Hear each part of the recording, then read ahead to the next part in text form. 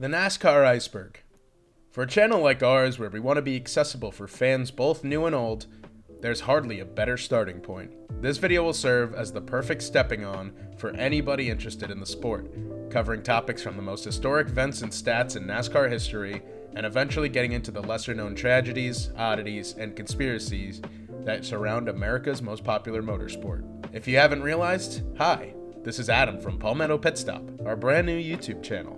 I won't take too much time getting started, so before we get into things, be sure to like the video and subscribe, and be sure to check out our weekly podcast once we're finished here. This is just part one of a several-part series covering this iceberg, created by Asteroid4914 on Twitter. I've gone ahead and made some changes to this one a little later on, so this will be a bit different, but still, a very special shout out and thank you to them for updating this already popular NASCAR Iceberg image from a few years back. Let's get right into Tier 1.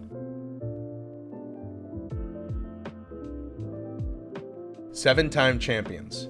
In all of NASCAR history, there have been 3 7-time champions, and each of them have come in very different eras of the sport.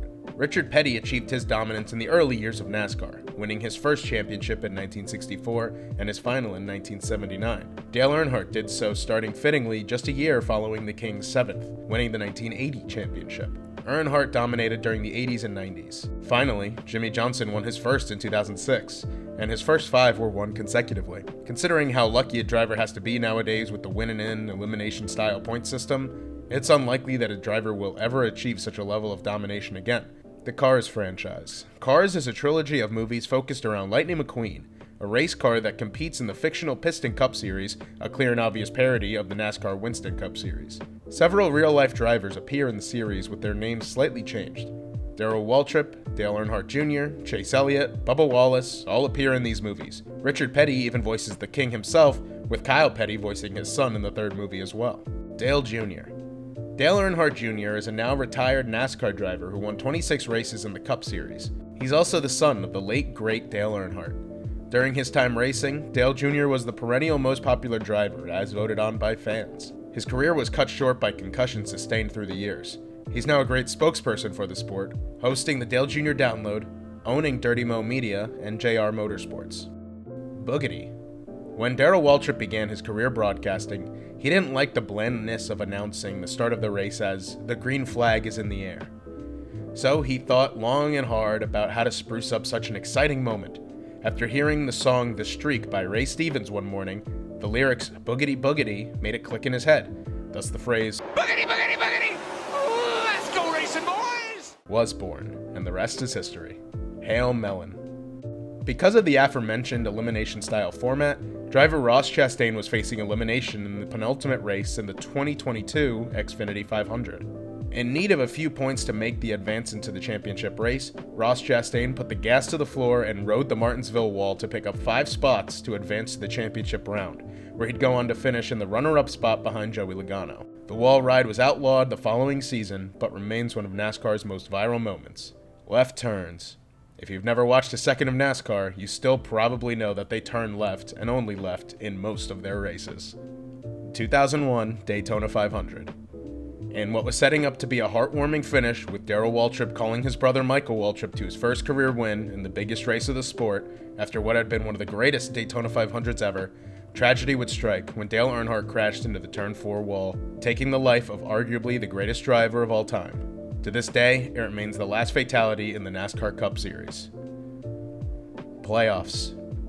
NASCAR has undergone plenty of championship formats, but none have been as controversial as the system introduced in 2014. The modern-day playoffs take place in the final 10 races of the season, where the top 10 drivers and points compete in elimination-style format, with 4 drivers eliminated after every 3 races. A win automatically puts you into the next round and can clinch a playoff spot at any point in the regular season, so long as you have competed in every race or have received a playoff waiver. Eliminations consist of the round of 16, round of 12, round of 8, and the final race of the season determines which of the final 4 remaining drivers wins the championship based on who finishes the best. If that sounds like an unfair way to crown a champion, you're preaching to the choir. The Chicago Street Race. First held in 2023, NASCAR took to the streets of Chicago to compete in the Chicago Street Race. It was first conceptualized in the 2021 eNASCAR iRacing Pro Invitational Series, and that really got the ball rolling. So far, both races at the street course have made for great watches, but neither have actually gone the full scheduled distance, as they've both been impacted by rain and darkness in both attempts. Jet dryer crash. In the already wild 2012 Daytona 500, Juan Pablo Montoya was catching up to the field under caution when something broke on his car. He crashed into the jet dryer that was on track at the time, causing a large explosion that leaked fuel onto the racing surface that caught fire. Thankfully, nobody was hurt, and the race was red flagged for over 2 hours to repair the melted track. 2024 Atlanta. The second race of the 2024 season saw an incredible finish and overall product at Atlanta Motor Speedway. Already having exciting racing throughout the day due to the new configuration of the track, this race was most notable for the final lap, where Daniel Suarez won, beating Ryan Blaney and Kyle Busch to the line 3 wide, finishing within 7 1/1000ths of a second of each other. This was good enough for the 4th closest finish in NASCAR history and the closest between 3 cars. The attention the finish received on social media was in part due to its similarity to the finish of the first race in Pixar's Cars, with a tweet from an account on Twitter, Icyvert, receiving 134,000 likes and over 13 million views. Garage 56. In 2022, it was announced that Hendrick Motorsports would be working to field Garage 56, a Chevrolet Camaro ZL1 built to compete in the 2023 24 Hours of Le Mans. The 3-driver team was made up of Mike Rockenfeller, the 2010's Le Mans co-winner, Formula One champion Jenson Button, and 7-time himself, NASCAR champion Jimmy Johnson. They'd go on to finish 39th out of 62 entries, impressing many before the gearbox sidelined the team for well over an hour. Though the team's goal was to finish the race, which they did once the gearbox issues were fixed, they did not return for the 2024 event. Inconsistency. NASCAR officiating is known for being consistently inconsistent.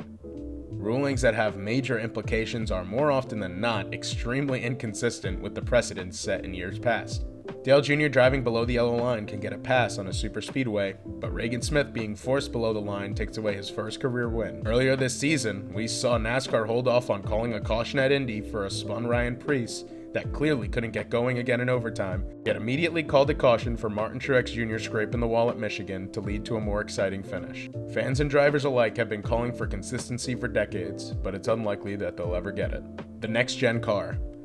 Testing for NASCAR's Gen 7 car began in 2019, with plans for the debut to be at the 2021 Daytona 500. Due to the pandemic in 2020, this was pushed back a year to the 2022 Daytona premiere, with one of the most drastically different cars NASCAR has seen. Just to name a few features, there's a rear-facing camera for drivers to use, a smooth floor panel, single nut tires, and the most recognizable feature being the traditionally centered car numbers pushed towards the front tires. There's a darker side to these cars and the safety concerns, but they will come up later down the iceberg. 2014 Chicagoland. The first race of the 2014 Chase was held at Chicagoland Speedway. This race was won by Brad Keselowski in the first race of the elimination-style playoff system introduced by NASCAR that year. Single lug nut tires. Throughout NASCAR history, the sound of a pit crew changing 5 lug nuts on the car was a sound almost as iconic as the engine roar itself. However, with the next-gen car, NASCAR removed the 5 lug nuts to a single lug nut, becoming more like the tire on an F1 car. Good race poll. Jeff Gluck, a journalist for The Athletic that covers NASCAR, starts a poll every week the day following the conclusion of a race that asks a simple question: was blank a good race? The answers are a simple yes or no. What determines a good race, of course, varies from person to person, but that's usually debated on in the comments. As of recently, rookie Carson Hocevar has started offering a bit of insight from how he perceived the race as a driver. 2311. In September of 2020, Denny Hamlin and NBA legend Michael Jordan announced the start of a brand new Cup team, 2311. The team's first driver was Bubba Wallace, who would earn the team's first win in the fall 2021 Talladega race in the 23 Toyota. The 2004 champion Kurt Busch was announced as the team's second driver, taking control of the number 45 team and winning the Kansas Spring Race. Bubba would get his second career win when he swapped into the 45 during the playoffs, again at Kansas, while competing for the Owners' Championship. Tyler Reddick would take over the 45 starting in 2023, and in 2024, as of the writing of this video, he's had a career year. We dive now onto Tier 2. Spingate. Entering Richmond in 2013, Martin Truex Jr. was in a tight battle with Ryan Newman and Jeff Gordon for the final positions of the chase. With the race winding down, it seemed as though Newman would win and take the spot from Truex. That's when Martin Truex's teammate, Clint Bowyer, spun out, bringing a caution that would eventually give the win to Carl Edwards. When clearly obvious radio chatter made it evident that Bowyer's spin was intentional, Truex was docked 50 points, bumping him from the chase and giving Ryan Newman the playoff berth instead. Jeff Gordon was subsequently added as a 13th driver to the chase field. This incident single-handedly contributed to the downfall of Michael Waltrip Racing, as the team would soon close up shop by 2015. NBR has a great video on their channel that explains this subject much better than I could, so be sure to check that out. Flexgate. The 2018 Pennzoil 400 at Las Vegas, Kevin Harvick dominated the race, sweeping the stages and winning in an impressive showing. However, notice throughout the race, Kevin Harvick's rear window seemed a bit warped. Post-race inspection showed a rear window brace had failed, allowing the window to flex. Harvick was docked of all playoff points accrued during the race, as well as an additional 20 driver points and owner points. Car chief Robert Smith was suspended for 2 races. Phantom cautions. Prior to stages, NASCAR ran from flag to flag, with cautions only thrown out for incidents, debris, or other situations where they were deemed necessary. This entry toys with the idea that NASCAR would intentionally throw the caution when they wanted to re-rack the field for a more interesting race without there being a clear and present obstacle on the track. With the inclusion of stage cautions now segmenting races, we've seen phantom cautions pretty much go by the wayside. The COT wing. In 2007, NASCAR debuted their Car of Tomorrow, which was widely different from the Gen 4 car. The most identifiable feature was the massive spoiler on the back, which quickly proved to be an issue as cars getting turned around would easily get airborne. This proved to be such an issue that by 2011, the wing was completely removed from the car. Diffuser. On the next-gen car, the diffuser is used on the underside of the car to help generate downforce to offset the air trying to lift the car off the ground. With the smooth floor panel on the next gens, they would easily take flight, but the diffusers that are on the rear of the car help keep it aerodynamic, yet are designed to help keep it on the racetrack. Project 91. Started by Trackhouse Racing in 2022, Project 91 is a part-time entry that put international drivers behind the wheel at a handful of NASCAR races. This project peaked with Shane Van Gisbergen, a 3-time Supercars champion from New Zealand, when he won his first NASCAR race at the 2023 Chicago Street Course, marking it the first time in the modern era that a driver had won in their debut. 2004 Chicagoland Orange. During qualifying for the then Busch Series race at Chicagoland Speedway, an inflatable orange blew onto the track belonging to NASCAR race sponsor Tropicana. Though a car was on track when it happened, no incident came of the orange rolling around, and everyone from the fans to those in the booth were having fun with the bizarre situation. Broadcast even picked up the crowd cheers as the orange crossed the finish line. Jocko Flacco. For a handful of races in 1953, NASCAR driver Tim Flock drove with a unique co-driver, a monkey by the name of Jocko Flacco. To this day, and likely forever, Jocko Flacco is the only monkey credited with having a NASCAR race win, as Tim Flock won with the little guy riding shotgun at Hickory Motor Speedway. However, after Flacco got out of his belts and yanked at a trapdoor right above the right side tire, he was pegged with a pebble that sent him into a frenzy. Tim Flock was forced to pit and have the monkey removed, immediately retiring Jocko Flacco and ending his career before he was able to score a second win. NR 2003. NASCAR Racing 2003 was released by Papyrus for PC and Mac in early 2003. The game is extremely popular, 20 plus years from release with races and compilations still uploaded onto YouTube. The modding has allowed fans to update drivers, car generations, and more. After EA purchased the NASCAR exclusivity license, David Kamer purchased the source code that would be used to build a little project released in 2008 called iRacing. The Bristol Gate crashes. In the exit of Turn 2 at Bristol Motor Speedway, 2 of the most vicious crashes in NASCAR history occurred. The first was in 1990, when Michael Waltrip's car disintegrated after crashing into the gate. Just a little over a decade later, Mike Harmon experienced the same incident, crashing into the Turn 2 gate and having his car fall apart around him, with Johnny Sauter nearly impacting his exposed body at race speed. Thankfully, neither driver was hurt, and since this event, the gate in Turn 2 has been replaced with safer barriers, preventing crashes like this from ever happening again. Atlanta Superspeedway. Atlanta Motor Speedway was a 1.5-mile intermediate that became a staple for the Cup Series, creating some of the most classic moments in the sport's history. However, in 2021, a controversial repave turned the usual intermediate racetrack into a third drafting track, joining the ranks of Talladega and Daytona. While the races, such as the Daniel Suarez win earlier, have been exciting, fans are torn on seeing a track that was already great to watch be transformed instead of a track like Texas. Roval layouts. Since 2018, NASCAR's second race at Charlotte Motor Speedway abandoned the original 1.5-mile configuration in lieu of utilizing the track's road course. Though many fans have called for the return of the oval, as road course racing in the next gen has been okay at best, while the intermediate tracks produce some of the best products, Charlotte announced a different configuration for the 2024 season, including a new hairpin turn to help create more passing opportunities. LA Coliseum. The Busch Clash, NASCAR's exhibition race at the beginning of a season, was ran from 1979 until 2021 at Daytona. In 2022, it was moved out west, where the LA Coliseum hosted the event for 3 years. Joey Logano won the first race, Martin Truex Jr. won the second, and Denny Hamlin won the 2024 event. It was announced that in 2025, the Clash would be moved to Bowman Gray Stadium in Winston-Salem, North Carolina, meaning for the moment, the story of NASCAR at the Coliseum will last just 3 years. The T-Rex car. During the 1997 All-Star race, Jeff Gordon's team wheeled out a Jurassic Park-themed race car. After starting the race from the rear, Gordon raced to finish the first segment in third. When the race was inverted for the second stage, Gordon again raced towards the front, finishing fourth. In the final segment, Gordon took the lead and never looked back. After the race, the car, though completely legal at the time, was banned immediately from ever taking to the track again. Engineer Ray Ehrenham has told the story several times, and I highly recommend listening to a video covering the full story. Pairing a mind like his with a driver of Jeff Gordon's caliber makes it no surprise that Gordon was so successful and dominant during his career. DVP. The DVP, or Damaged Vehicle Policy, is a guideline that was implemented in 2017 by NASCAR, stating that cars that have been damaged during the race have a set amount of time following the crash to fix the car. If they cannot fix the damage in that time and have the car maintain minimum speed, the team must retire from the race.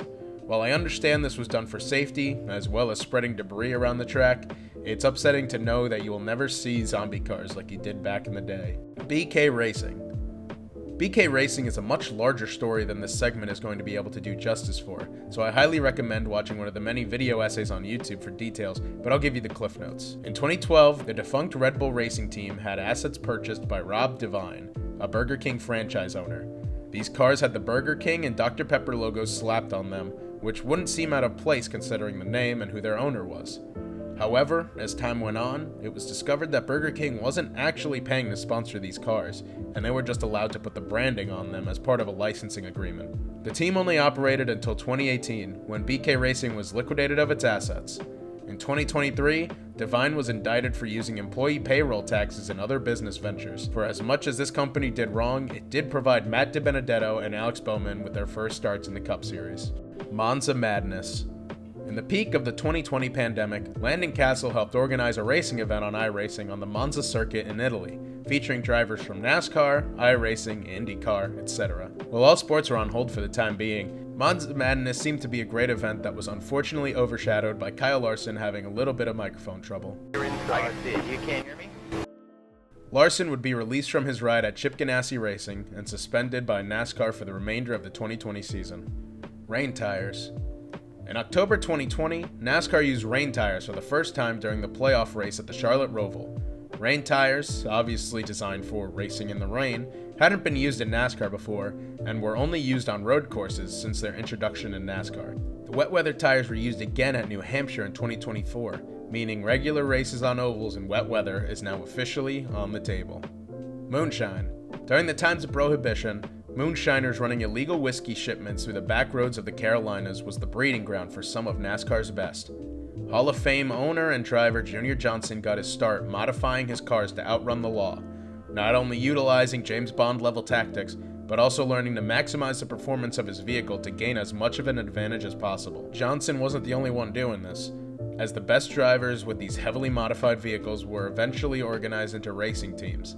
Stock car racing grew in popularity throughout the 1940s, with a certain Bill France collecting some of the bootleggers to race throughout the South.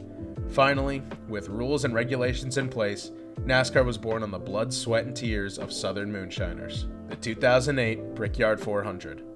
Otherwise known as the race that killed the Brickyard, the 2008 Brickyard 400 was an absolute disaster. The car of tomorrow, the Indianapolis surface, and the Goodyear tires all combined into an embarrassment on the face of NASCAR, as frequent tire blowouts forced competition cautions every 10 laps or so, with the punishment for running more than that being another tire failure. At the time, the Brickyard was one of NASCAR's crown jewels, only competing with the Daytona 500 in terms of prestige. However, this race caused one of the largest drops in attendance, going from over 240,000 spectators down to under 50,000 by 2016, just 8 years later. The oval was brought back after a few years on the track's road course, which saw attendance grow to 70,000, but only time will tell if the race will ever truly recover. That does it for Tier 1 and 2 of the NASCAR Iceberg. Thank you guys so much for making it this far. If you did, be sure to like and subscribe, and be sure to check out the Palmetto Pit Stop podcast released every week during the NASCAR season. Thank you guys again, and we'll see you next time.